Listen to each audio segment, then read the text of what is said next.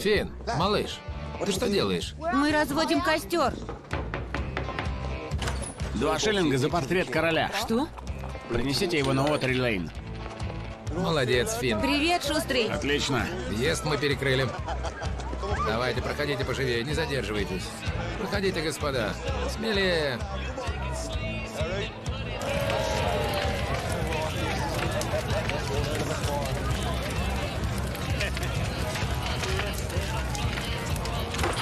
Бросайте их в огонь.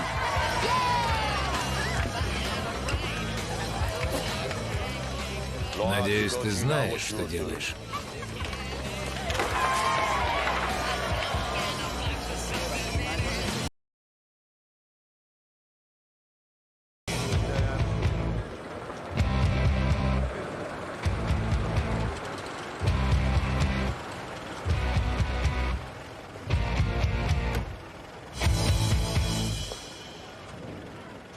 Я репортер из Бирмингемского вечернего курьера.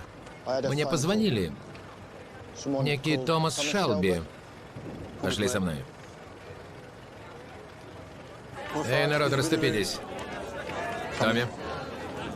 Эй, парни, расступитесь. Вы мистер Шелби? Еще чуть назад. Да, я. Вы сказали, меня не тронут. Вас не тронут? Что здесь происходит? Я хочу, чтобы вы кое-что записали.